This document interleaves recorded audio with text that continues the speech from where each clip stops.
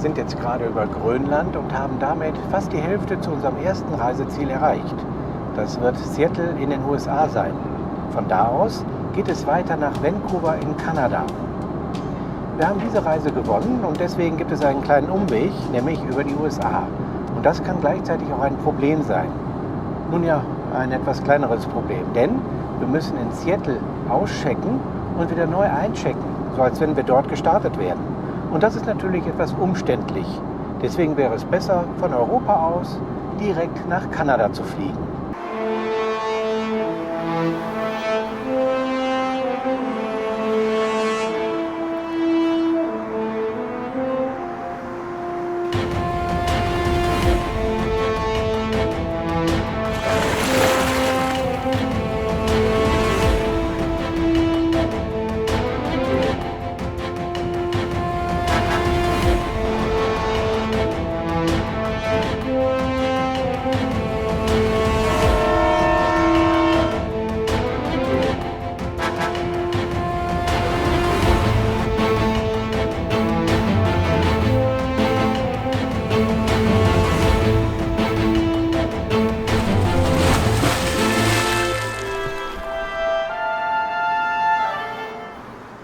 The next morning we first go to breakfast.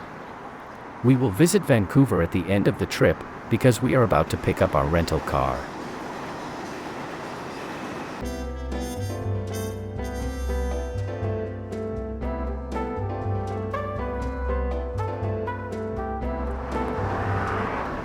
By the way, you can only pick up a rental car one day after arrival. We head north over the Lions Bridge.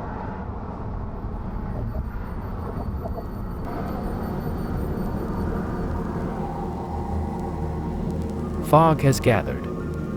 Not necessarily ideal if you want to go to the mountains.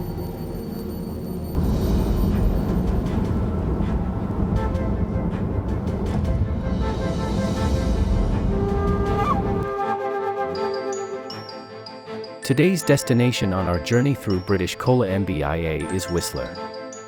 In total, we will cover around 2,400 kilometers.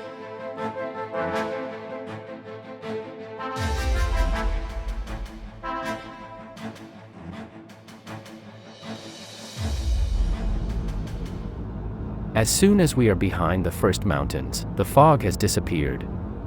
We hadn't expected that.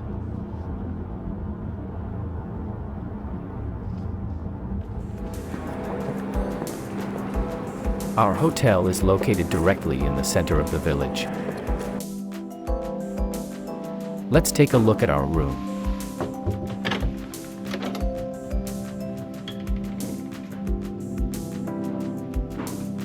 We have a kitchen here with a stove, fridge, and microwave. The bed is hidden in the closet.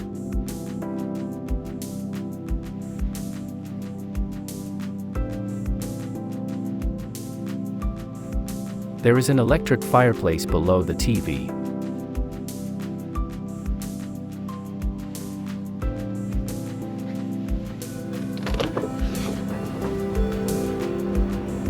From the small balcony there is a view of Whistler Mountain . In front of it, the mountain bike park can be seen. It is one of the most popular bicycle parks in the world.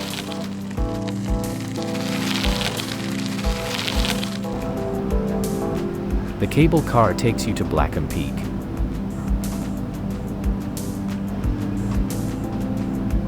We are in the largest ski resort in North America of about 22 square kilometers.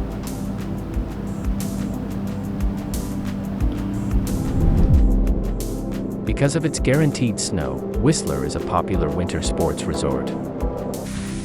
On the two mountains, Whistler Mountain and Blackham, there are numerous runs of various levels of difficulty. This is also the largest elevation gain in North America. It goes downhill for 1,600 meters.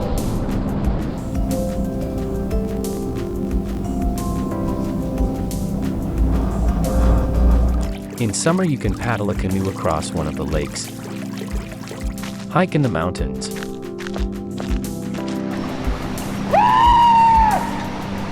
or rather bungee jumping.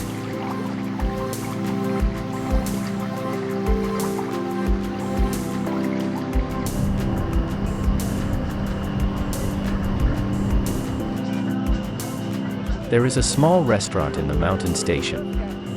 Visitors enjoy the view here, and the sun.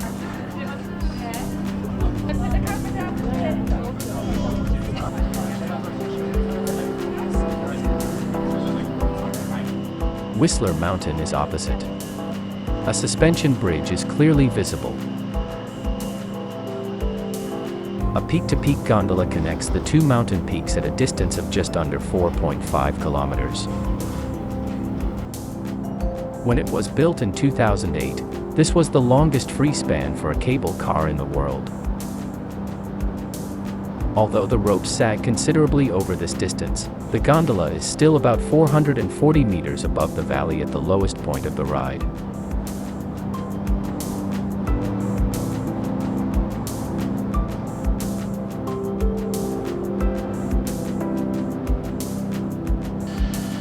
The journey takes about 11 minutes. But we are not yet at the summit.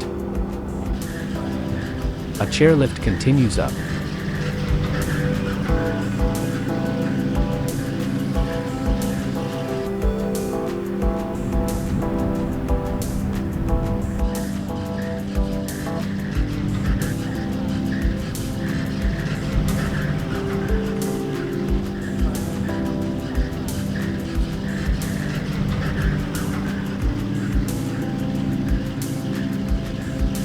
We reach the top of the world on Whistler Mountain, at an altitude of just under 2,200 meters. Via the 130-meter-long Clearwater skybridge we come to an observation deck.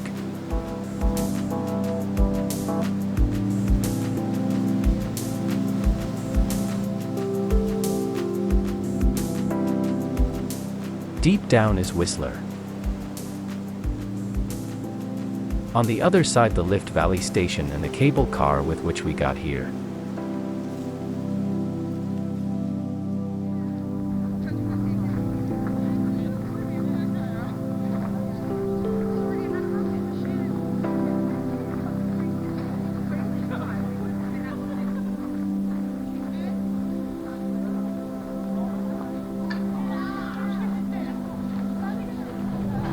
Manchmal sehr überraschend hier, ne, in British Columbia, ne?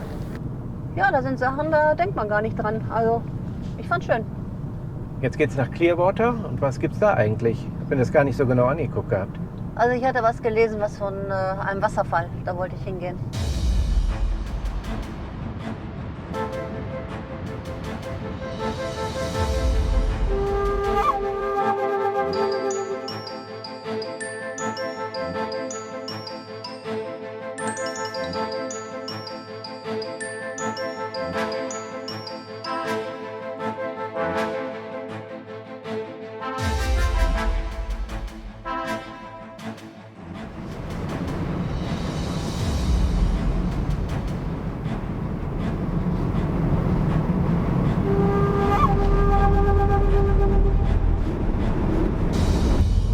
The well-developed road leads us through seemingly endless forests.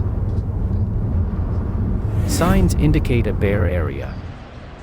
You should keep this in mind when making stops, for example at one of the lakes.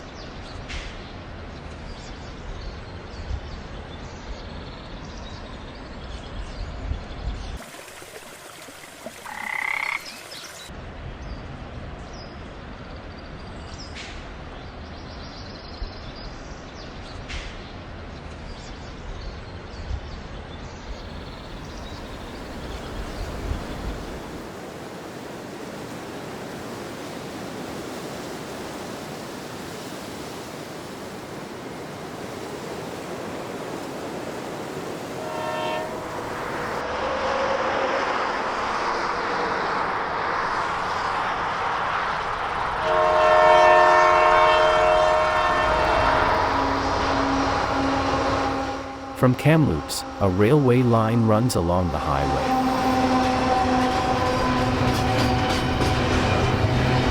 Impressive how long the freight train is. It transports goods from Vancouver to the interior. On the other side flows the North Thompson River. It is over 300 kilometers long. The largest tributary is the Clearwater River. That's where we're headed. Waterfalls and secluded lakes attract many tourists to Wells Gray Provincial Park. Admission is free.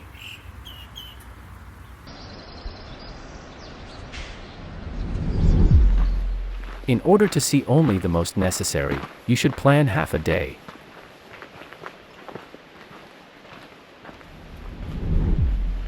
Bats also live here, but you shouldn't disturb them. And if you meet bears, slowly back and keep a distance of 50 meters.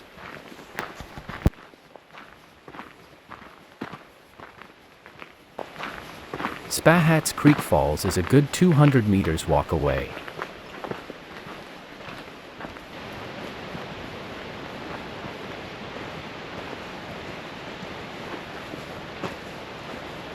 The water plunges about 60 meters into the deep gorge. This can be observed particularly well from a viewing platform.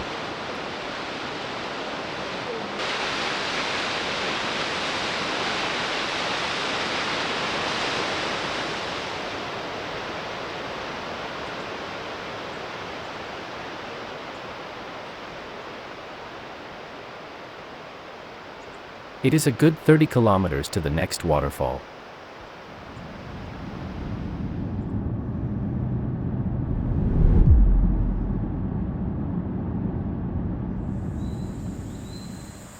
Some viewpoints offer views of the Columbia Mountains.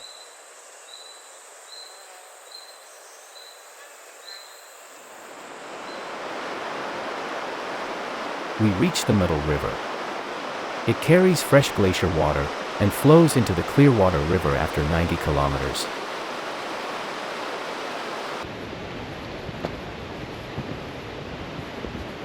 From the parking lot, a forest path leads to Dawson Falls in 10 minutes.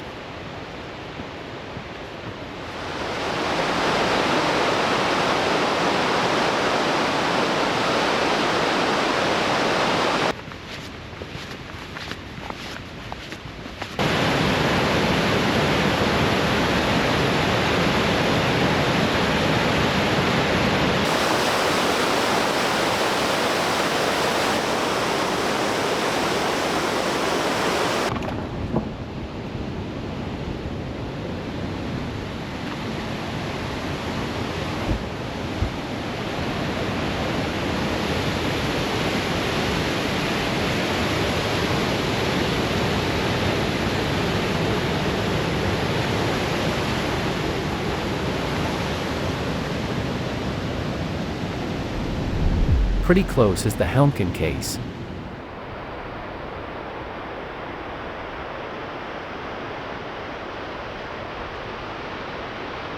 The rugged rocks were formed by volcanic activity thousands of years ago. At over 140 meters, the waterfall is the fourth highest in Canada.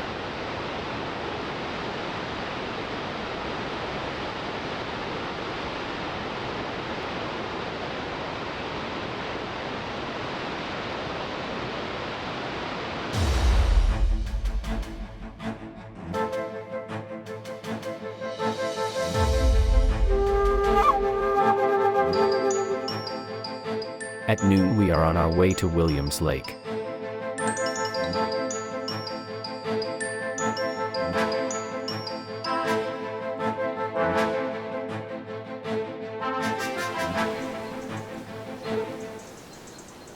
On the way you could buy a piece of paradise.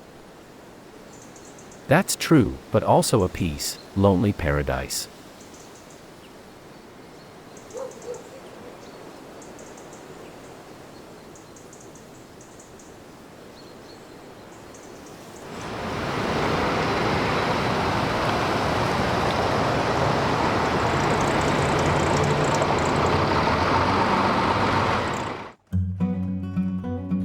The The story of Williams Lake began 1860 during the Caribou Gold Rush. At that time, stagecoaches covered only 20 to 30 kilometers per day. So there were many rest houses along the gold digger route.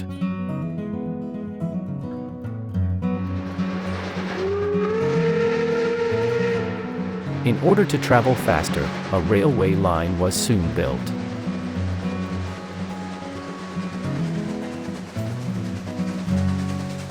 The railroad was originally not supposed to run through Williams Lake, but through the then much larger center, 150-mile house, and then on to Canal.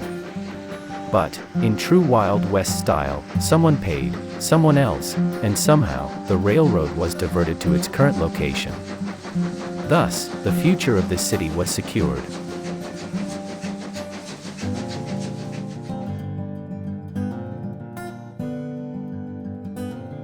Murals tell of the history and the people in this city.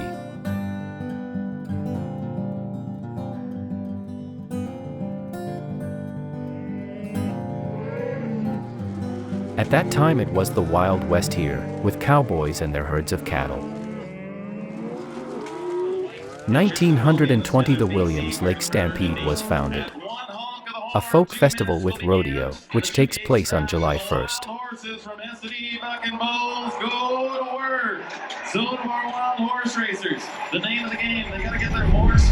By the way, in the Museum of the Caribou Chilcotin, the cowboys of the past, as well as the present, are honored. You can also learn more about rodeo here.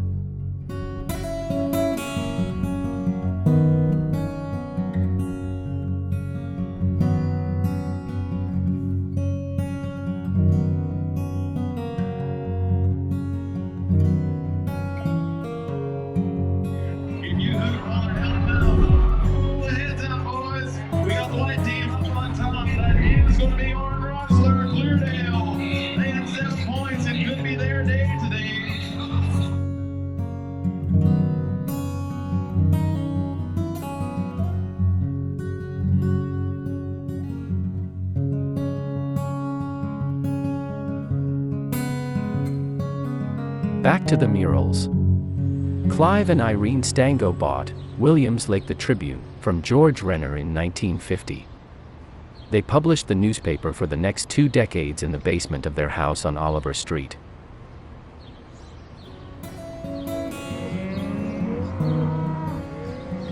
Today, people still live from livestock breeding, but also from tourism, logging and mining.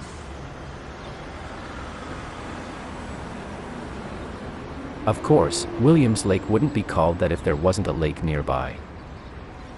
Nice hot spot.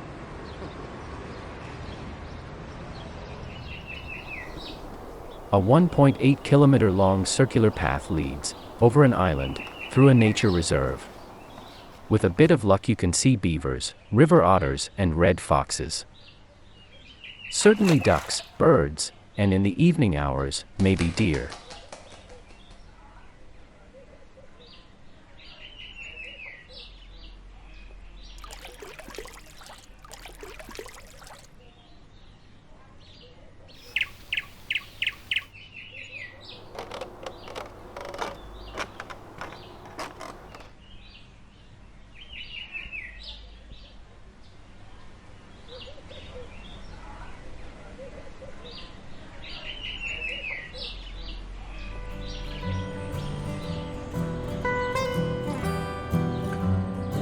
Some drawings are, from a greater distance, hardly distinguishable from reality.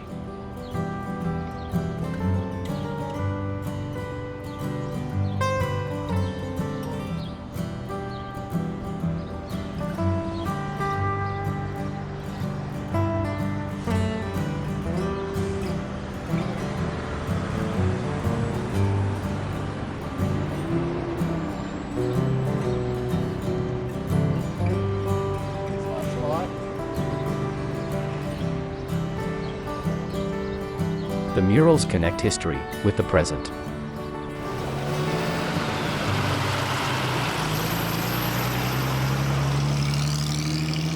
From early May through Thanksgiving weekend, there is a farmer's market every Friday. Yeah, is that Local traders offer their self-made goods here.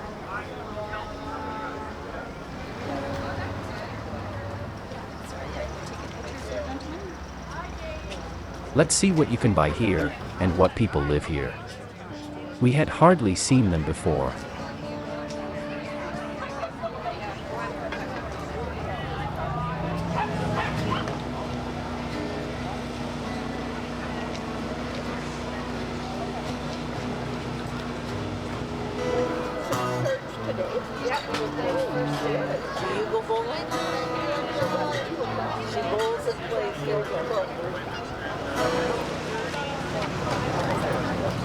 That's a good start,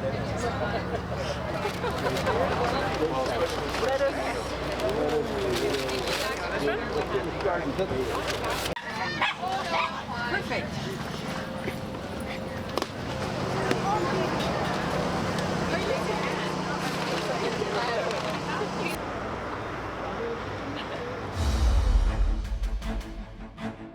The next morning, a larger stage is imminent.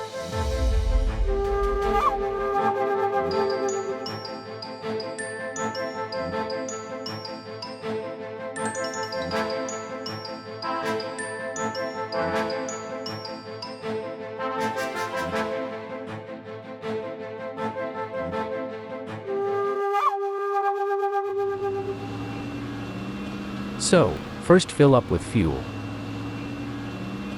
Here, refueling is similar to the USA. Credit card in, enter PIN, press full tank. Die Nummer darf ja keiner sehen, deswegen mal die Hand vorhalten. So.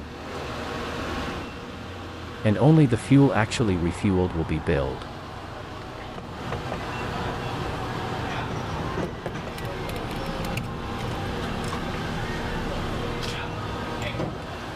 So, frisch getankt. Heute mal eine längere Etappe. 441 Kilometer in 5 Stunden 32 bis Bella Coola. Und gucken, was es da gibt. Ich wollte mit dir Kanu fahren. Das kann man da. Ja, Bei das kann man da. erwartenden 15 Grad. Ist ja immer überraschend hier, was wir für Wetter haben. And it's not just the weather that is surprising in British Columbia, we'll tell you that much.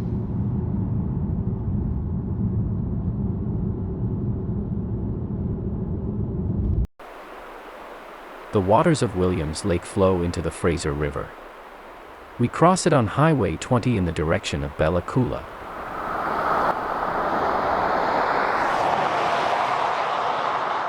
The highway is well developed and paved. We are still almost 600 meters above sea level. Along the way, there are viewpoints with toilets, and even charging stations for electric cars. A little later we drive through pasture land. Pasture land with trees. We had never seen that before. And indeed, cows suddenly appear from the thicket. So drive carefully.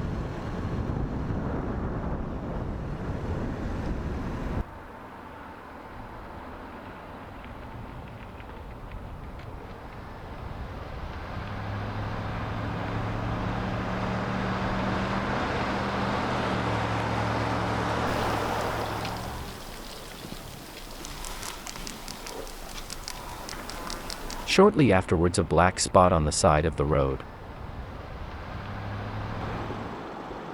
A black bear roams the grounds.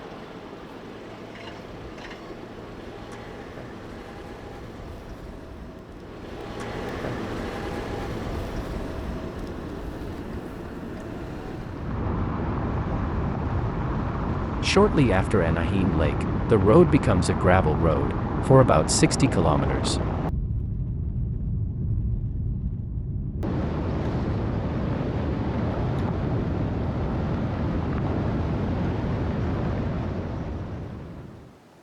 We cross the Heckman Pass. From there it goes 1,500 meters steeply downhill. By the end of the 1940s, the people of Bella Coola had had enough of isolation. they decided to create a connection to the outside world. Until then, only a few ships had come here, and every now and then an airplane. Out of the valley, only mule tracks led over the mountains. This is how this road was built. Down in the valley it is asphalted again. Bella Coola is located in the middle of the river valley of the same name.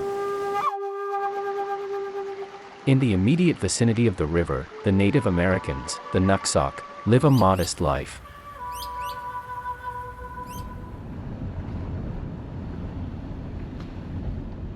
The village has around 600 inhabitants.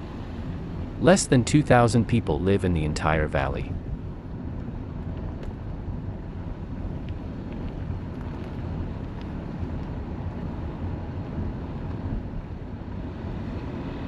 There is a hospital, a supermarket, 2 hotels and restaurants.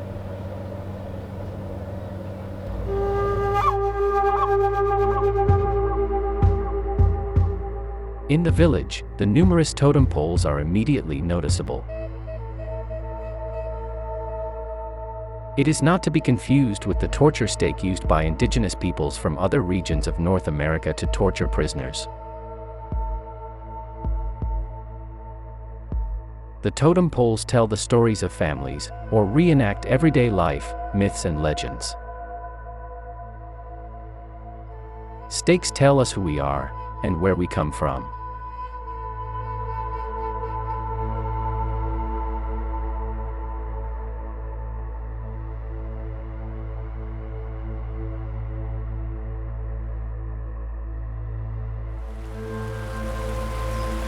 In the dense forest of ancient cedars hides another treasure.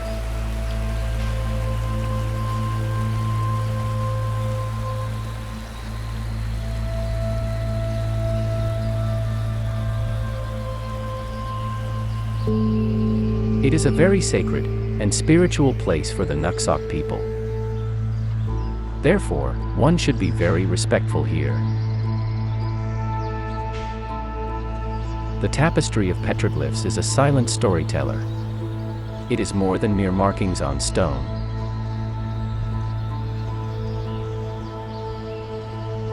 They are sacred symbols that tell stories of ancestors, spiritual journeys, and significant events. Estimated to be over 5,000 years old.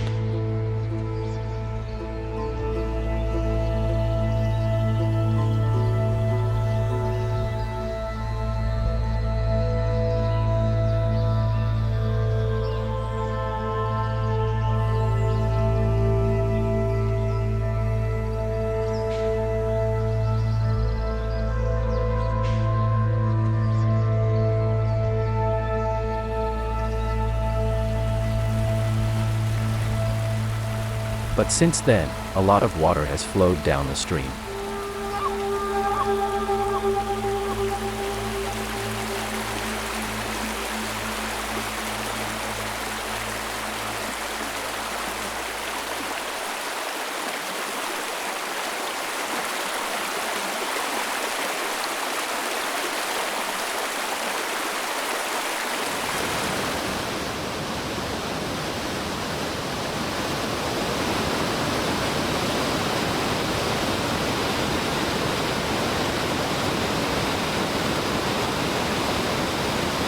Even then, the Nuxalk lived mainly from salmon fishing. Later, the timber industry was added. With the Caribou Gold Rush, thousands of gold miners migrated to Bella Coola. In the 1860s, a severe smallpox epidemic was rampant, which probably cost the lives of more than 3/4 of the population. Today, the average age of the Nuxalk is around 50 years. At funerals, blankets and objects are burned. In this way, the spirit of the deceased can help itself to it.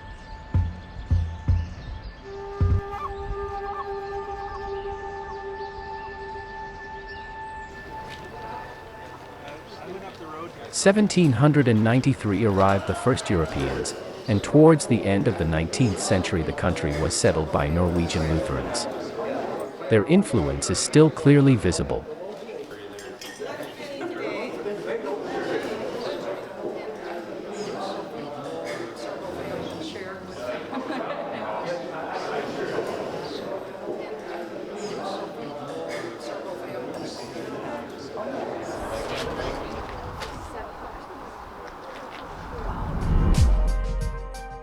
We spend the night in a lodge just outside the village. The grounds are quiet. So we can sleep well, because tomorrow morning we have to get up shortly before 5 o'clock.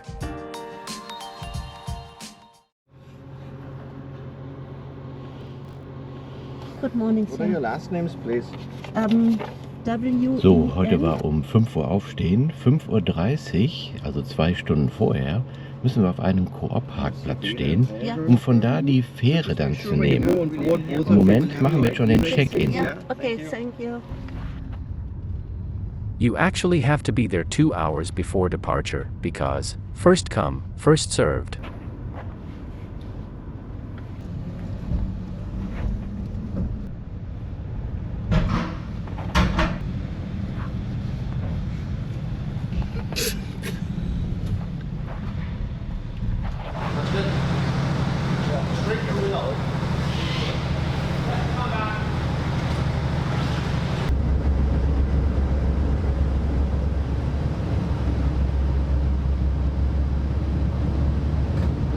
The ferry service operates during the summer months from June to September.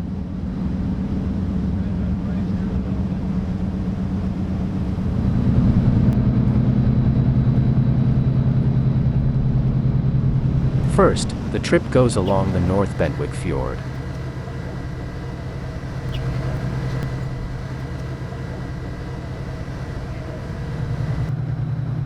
But wasn't there something else we wanted to do? Ich wollte mit dir Kanu fahren. Well, our time in Bella Coola was unfortunately too short for that, and it had been too cold for us.